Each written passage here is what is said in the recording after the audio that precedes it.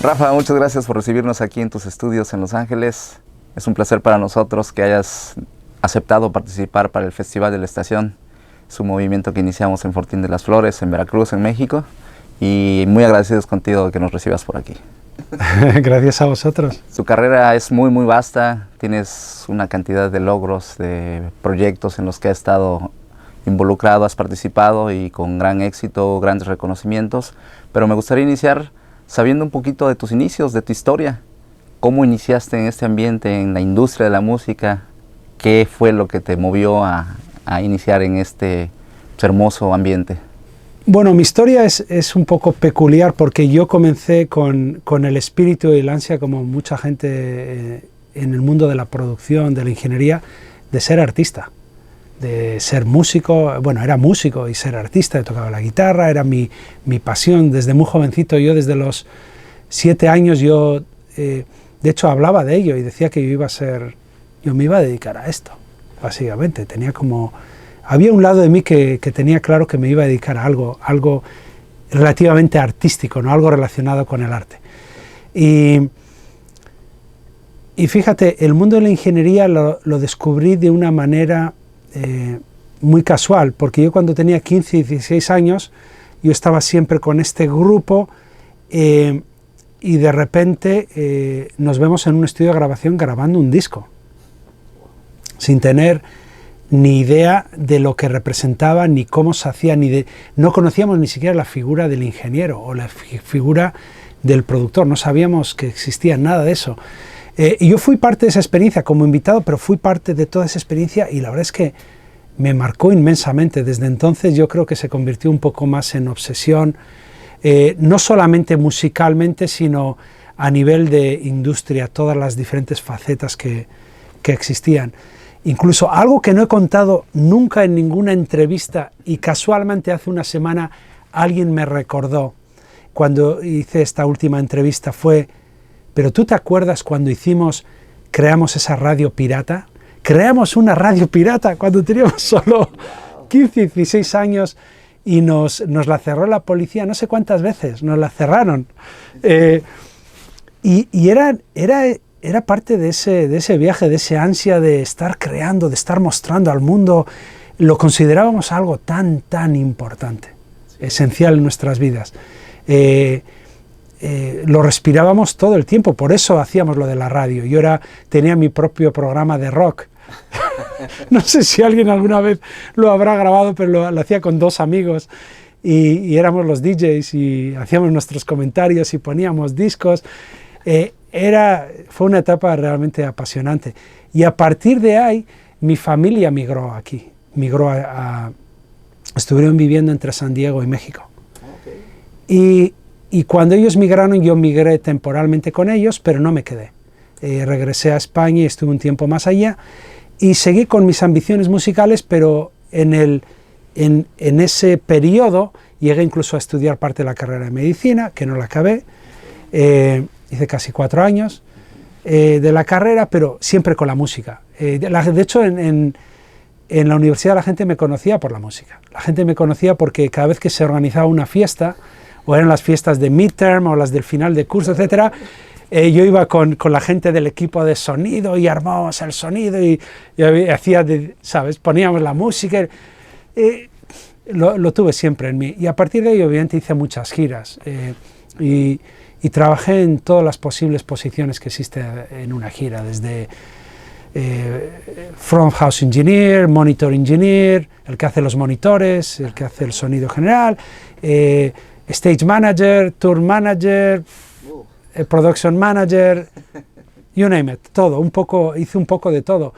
Y fue una gran escuela para mí, una gran escuela sobre todo para saber qué es lo importante en cada situación, saber tener prioridades a la hora de enfocar un proyecto, a la hora de enfocar una situación. Sobre todo esto se desvela cuando hay crisis. No, estás en una sesión, estás de gira y hay una crisis, algo no funciona. Ese poder de improvisación yo creo que nace de esa etapa mía, en la cual el reloj no para porque uno necesite 5 minutos más, eso no existe. The show goes on.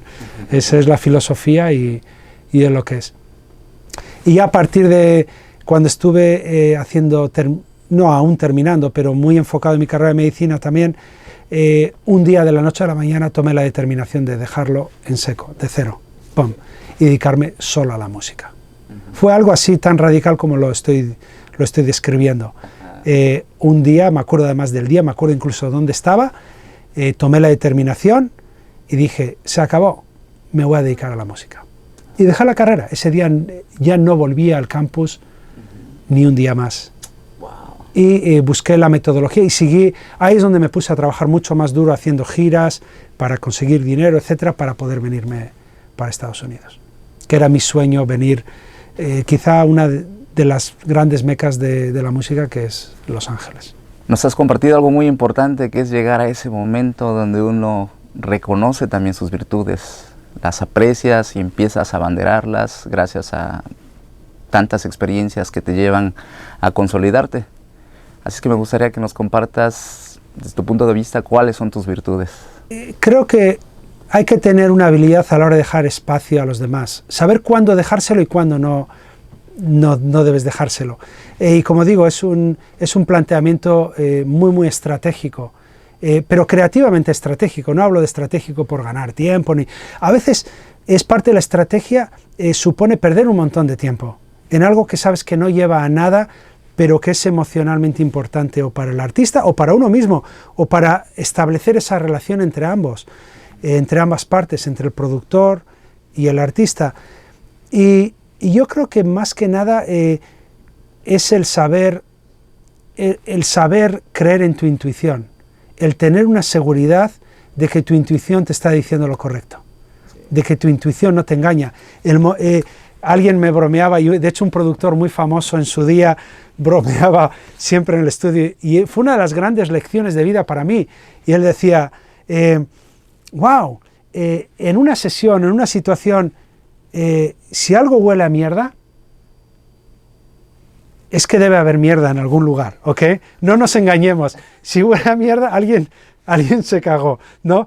Es como esa analogía con, ok, tu intuición, si la tienes bien afinada, tu intuición te está diciendo lo correcto. Algo no te cuadra, no te suena, te parece astringente musicalmente hablando, ¿no? Sigue tu intuición. Es porque realmente lo es porque realmente es inadecuado o no es lo que estás buscando. Tu intuición te revela absolutamente todo. Y obviamente toma años, pero para mí ese es el gran aprendizaje, el de la intuición. Y muy a menudo el artista, la pregunta del millón, que siempre en ciertos momentos de una sesión, es cuando el artista te mira directo a la cara y te pregunta, pero en un momento de duda con una canción que no se sabe en qué dirección o cómo la vas a resolver, y te mira a la cara y te dice, pero tú sabes cómo va a quedar, ¿no? Y uno por dentro dice, mi madre, yo soy el que menos sabe en este momento cuál es ni la dirección ni lo que debemos hacer, pero sé que en 5 minutos o en 10 minutos voy a recibir ese cue, voy a recibir esa señal, musicalmente hablando, como sea, voy a recibir esa señal y voy a ser el que la va a reconocer. Y nadie más la reconoce, pero uno sí la reconoce, y por eso uno está en esa posición. Para mí no es tanto el saber tanto, sino el tener suficientes experiencias para poder navegar en cualquier circunstancia, porque nuestra profesión es una profesión totalmente todo es impredecible. Nunca sabes cómo va a ser una sesión de ahora o dentro de 5 horas, qué va a ocurrir, porque estamos trabajando con emociones constantemente, estamos trabajando con estados de ánimo, estamos trabajando con algo tan poco tangible.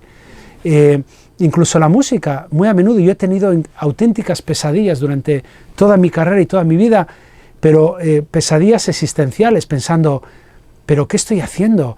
Pero si, ¿qué valor tiene una canción o no la tiene? O sea, auténticas tribulaciones, pero muy personales, ¿no? Que uno se hace. Y yo creo que el primer momento que me marcó fue cuando me di cuenta, trabajando en un entorno totalmente anglo, totalmente con artistas americanos. Fui muy afortunado.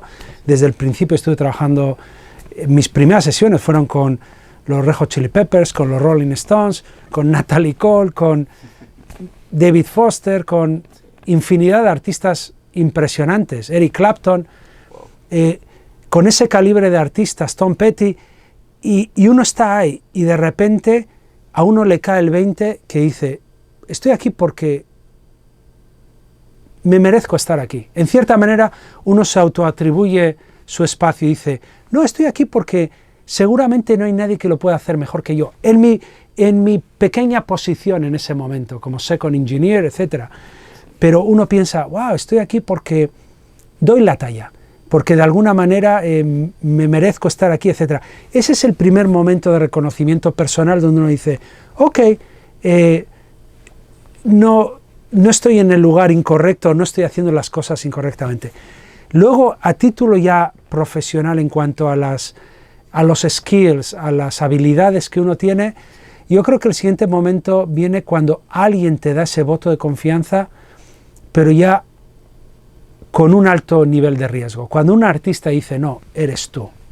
Específicamente te elige como compañero de viaje y te dice, no, lo tengo que hacer contigo. Y ves que es un handpick, que no es algo al azar ni aleatorio. Realmente alguien se ha fijado en ti y quiere que seas su compañero de viaje en sus proyectos. Ese es el segundo momento quizá en la carrera donde uno... Y para mí el tercero, donde uno por fin piensa, sé lo que estoy haciendo. Que no ocurre muy inmediatamente. Créeme que no ocurre inmediatamente.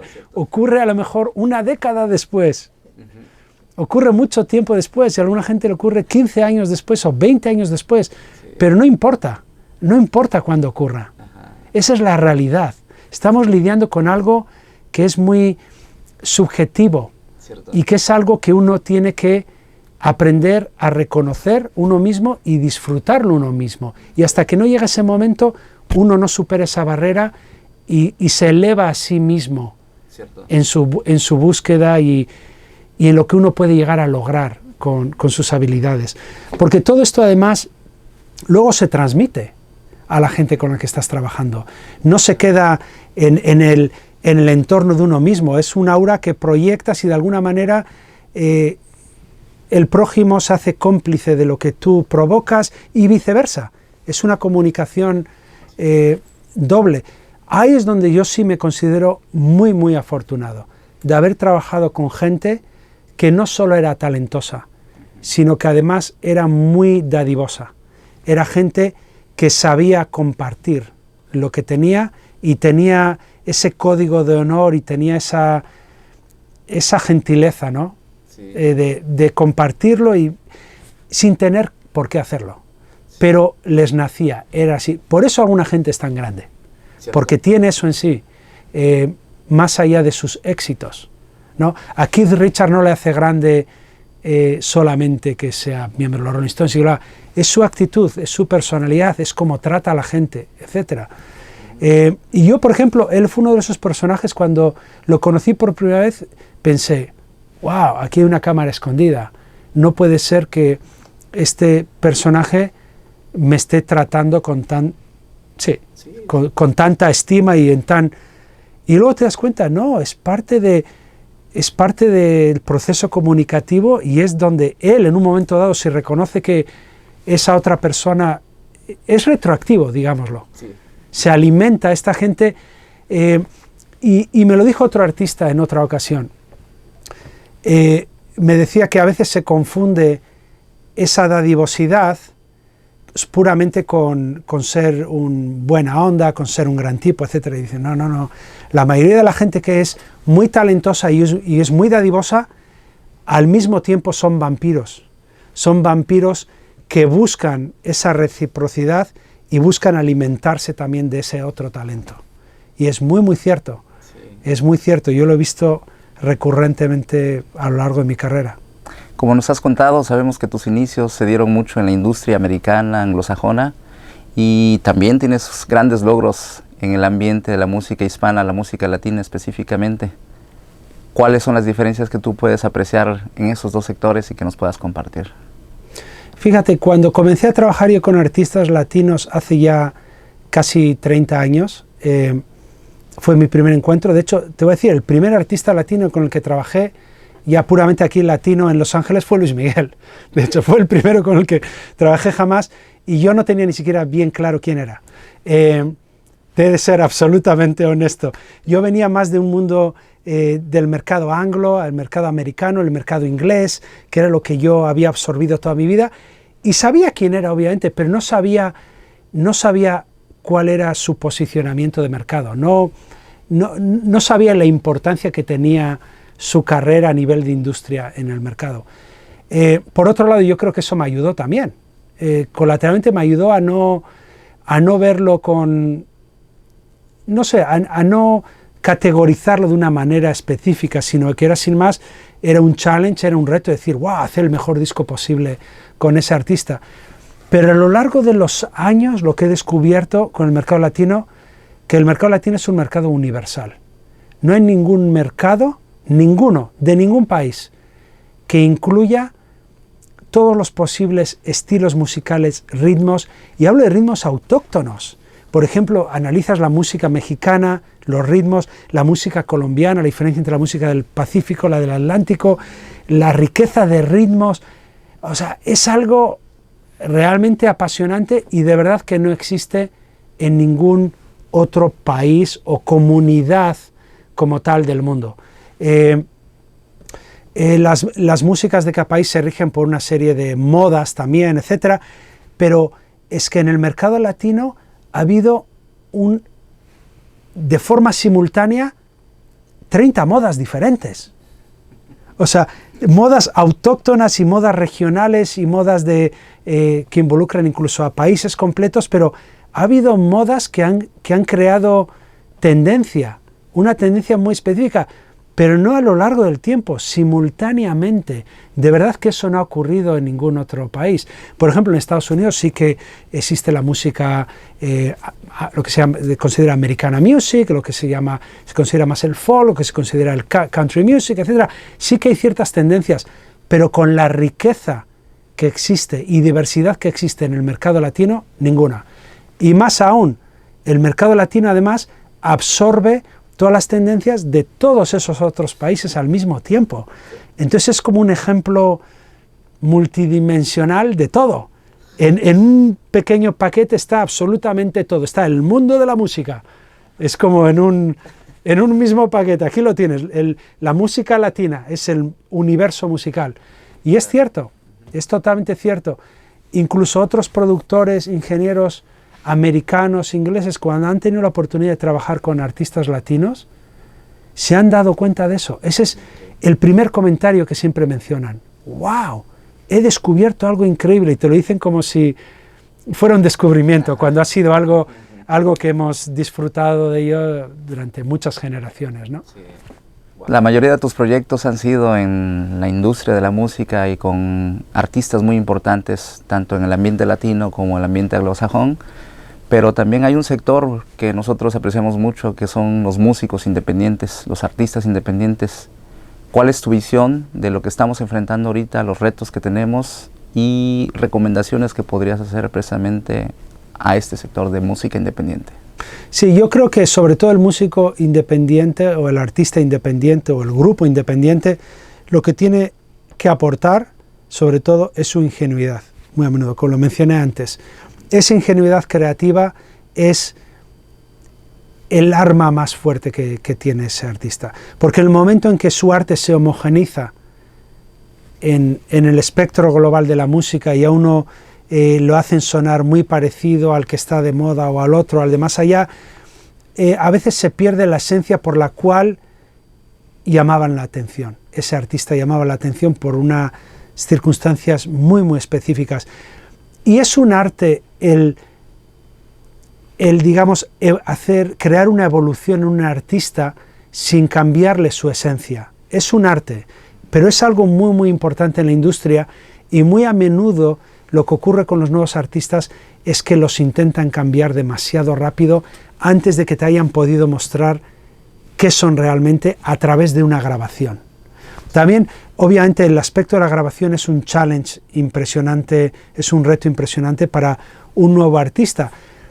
Pero fíjate, hoy en día tienen mayor poder que nunca gracias al acceso al Internet, al acceso a la información, para quitarse esos miedos, realmente reforzar su lado fuerte, su lado que tiene más valor, ¿no? Lo que habla de esa ingenuidad, esa propuesta fresca, etcétera, ¿no? Y genuina y única, que luego obviamente puede evolucionar en algunos sentidos, por supuesto, pero el artista yo creo que en principio debe sentirse con el ímpetu de defender su territorio, claro, defender su área y defender, ok, no, pero yo soy esto, y yo hago esto porque es donde me nace hacerlo así.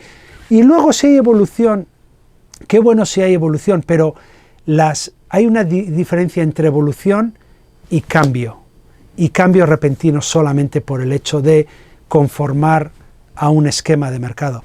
Yo creo que ahora mismo el mundo independiente tiene más fuerza, más fuerza que nunca, porque dentro de los grandes retos que están existiendo ahora, y sobre todo con la pandemia, etcétera, es un momento donde pueden tomarse cierto tiempo en recapacitar y replantearse lo que están haciendo y en hacer sus propias grabaciones. Es como si fuera una especie de time out, ¿no? Un tiempo muerto a nivel de mercadotecnia e industria, y que ofrece una gran oportunidad a que te expreses y a que lo puedas plasmar. Es muy importante poder plasmarlo en una grabación. Y nos encontramos aquí en el 2020 con grandes desafíos. En marzo se nos vino esta pandemia encima y quisiera preguntarte cuáles son tus reflexiones acerca del impacto de ella y también tus aportaciones para que los músicos puedan seguir adelante. ¿Cómo visualizas que será el camino, ¿no?, por donde podemos ir encontrando también una salida? Bueno, yo creo que la pandemia ha revelado muchas cosas. Nos ha obligado a desnudarnos todos frente a los challenges, ¿no?, a los retos de la industria. Retos que existen desde hace muchísimo tiempo, pero ahora nos ha obligado a verlos de frente, absolutamente de frente. Número uno, hemos descubierto que el artista tiene una carrera mucho más difícilmente sostenible sin los shows en vivo. ¿Por qué? Y el problema no son los shows en vivo, no es el hecho de que no esté cobrando de los shows en vivo. Ha revelado que no es suficiente cobrar del resto de revenue avenues que existen, del resto de posibilidades de recolección. Sí. Nos ha revelado lo mal posicionados que estamos a nivel de la venta de nuestros contenidos, o a través de un método físico, a través de las discográficas, o a través de incluso los sistemas de streaming, etcétera, etcétera. Ha revelado lo poco que corresponden al artista, lo poco que han correspondido al artista, ¿no? Los malos deals que se han llevado a cabo a lo largo de los últimos 15 años, especialmente los últimos 7. Pero bueno, más allá de eso también, ¿esto qué provoca? Provoca cambio, y eso es bueno, eso es muy bueno. Ahora hay de nuevo un resurgimiento por parte de los artistas de esa búsqueda. Ok, pero ¿cómo debo yo estar capitalizando con mi talento? O sea, ahora lo de los shows en vivo más o menos se fue durante un tiempo. Lo de los streamings pero me da solo esto. ¿Cómo podría yo buscar ser remunerado de una manera más digna? Exactamente, iba a decir grata, no, pero es digna. Esa es la palabra. Hay un aspecto de... es una profesión tan digna que debiera ser correspondida dignamente también. Y lo que ocurre es que obviamente esto es un proceso que va a tomar un tiempo, pero yo creo que sí que va a provocar también una revolución a la hora del posicionamiento del artista dentro del organigrama de la industria musical. Tú como artista, ¿qué es a lo que aspiras? ¿A un contrato discográfico con una de los top labels, major labels? ¿O buscas porque te va a dar un posicionamiento a nivel de marketing?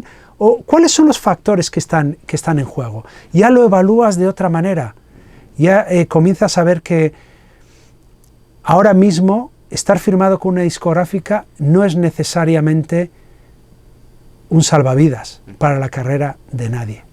porque muchos proyectos están parados, lógicamente, por el miedo que surge, por la precaución que surge por parte de las discográficas a la hora de no querer invertir si no lo pueden capitalizar con un plan coordinado de marketing con la gira. Son cuestiones también de marketing, cuestiones de PR, etcétera, etcétera. ¿Dónde inviertes tus recursos para que tenga un retorno? Ahora, el artista, ahora más que nunca, tiene que ser partícipe de esta búsqueda de su posicionamiento en la industria. Tiene que más que nunca hacer un análisis de mercado, ver qué le va a hacer sobrevivir y qué no, buscar sus alianzas pero de una forma personal, sin esperar a que otros las busquen por uno mismo. Uno tiene que buscar sus propios deals, incluso de distribución, si es necesario. Y lo que estoy viendo yo ahora mismo es una migración enorme de artistas, incluso algunos de ellos reconocidos, que están migrando a formatos diferentes, más formatos de distribución, más marketing o con otro tipo de sistemas operativos, de cómo operan ellos como entidad, ¿no? Están cambiando sus business model. Y yo creo que va a seguir ocurriendo. Fíjate, esto es algo de lo que se lleva hablando incluso durante la última década, pero ha tenido que llegar una pandemia para que todo el mundo se dé cuenta, wow, el otro método para muchos artistas, no digo para todos, para muchos artistas era inviable o no era suficientemente bueno. Sí. Pues hablamos de otro tema más a lo mejor. Para mí también en el aspecto creativo, también esto ha provocado que muchos artistas comiencen a hacer un poquito lo que se les antoja, ¿no? A decir, wow, si no va a hacer una gran diferencia a nivel de mercadotecnia el que yo haga A, B o C, voy a hacer realmente lo que me apetece. A lo mejor está entre A y B, pero voy a realmente hacer lo que me pide el cuerpo, voy a hacer lo que mi creatividad me exige en este momento. Y yo creo que de esta pandemia va a salir una gran cantidad de música y una gran cantidad de valentía por parte de artistas, porque algunos de ellos la van a pegar. Algunos de ellos le van a pegar con su honestidad, con su propuesta totalmente personalizada, honesta, sin las distracciones que implica la mercadotecnia, el mercado, el posicionamiento a nivel de los charts, etcétera, etcétera. Entonces, yo pienso que de todo esto sale mucho, mucho, mucho bueno. Va a salir muchísimas cosas buenas. Como te he contado, la iniciativa del Festival de la Estación trata de impulsar también a las nuevas generaciones. Tratamos de incluir también aspectos de educación, inspirar a nuestra comunidad allá en Veracruz. Así es que me gustaría que nos pudieras compartir algún mensaje para esas nuevas generaciones, los jóvenes, los niños que están deseando emprender una carrera en la industria de la música, en las artes, en estos sectores que ahorita se han visto afectados y cómo pueden, a pesar de estas condiciones que estamos viviendo, seguir adelante. Pues fíjate, yo les diría que aprovechen este tiempo, que es un momento de búsqueda personal también. Búsqueda personal y de experimentación personal.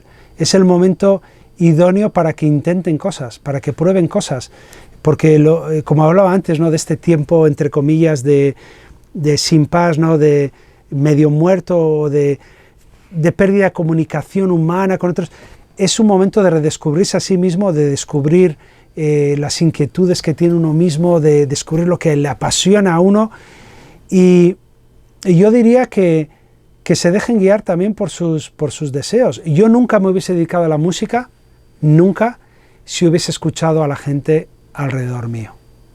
Nunca me hubiese dedicado a esta increíble profesión, ni hubiese tenido la carrera que tengo, absolutamente no. Y lo hice porque, naciendo de esa ingenuidad, yo tuve el ansia de descubrir más, de aprender, de leer revistas, de hoy en día meterte en el internet, descubrir cómo se hace y ver si hay algo de todo eso que te llama.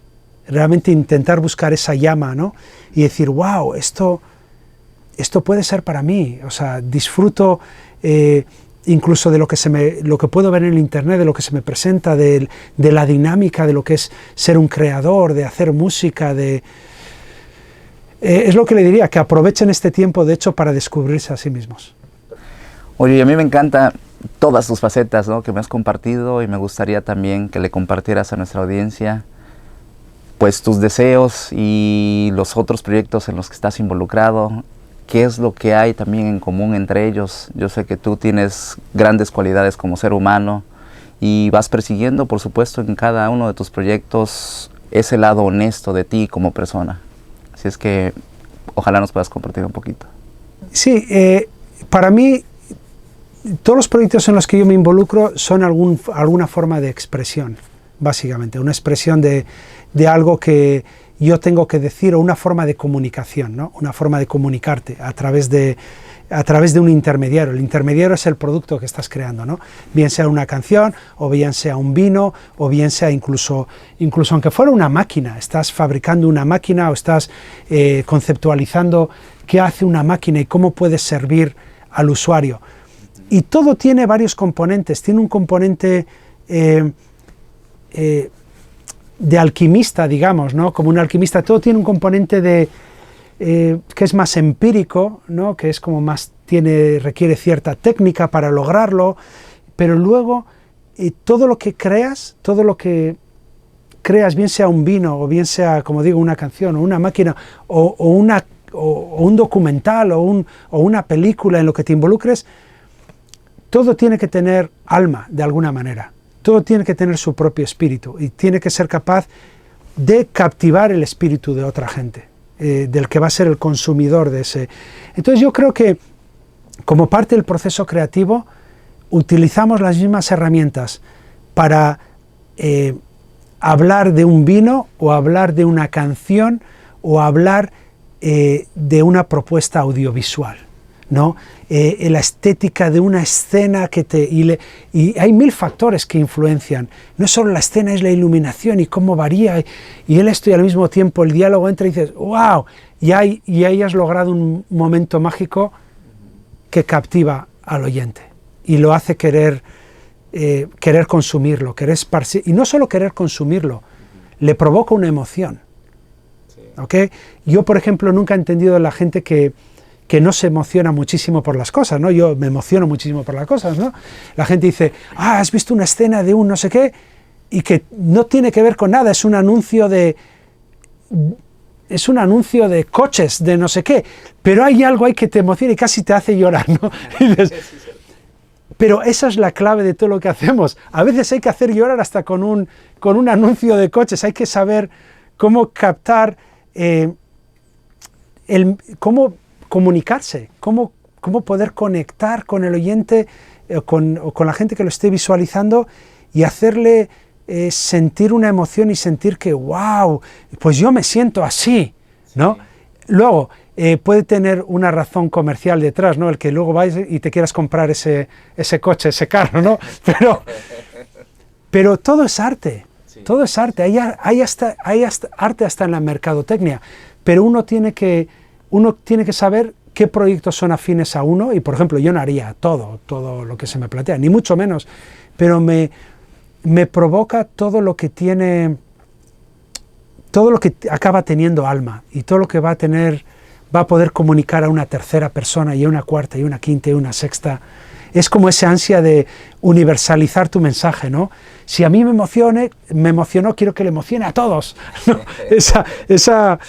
Ese ímpetu personal, ¿no? De búsqueda de esa universalidad, sí. Que es bueno, es lo que, por ejemplo, en la música busca la música popular, ¿no? En sí, entre comillas, pero bajo otros parámetros. Todos lo sabemos, que a veces hay mucho sobreuso de recursos ya, no sé, ya abusados, digamos, ¿no? Un abuso de recursos, etcétera. Pero sí, a fin de cuentas buscamos universalizar las emociones. Queremos que todo el mundo siente igual que nosotros sentimos. Un saludo muy fuerte a mis amigos de Fortín de las Flores y al Festival de la Estación.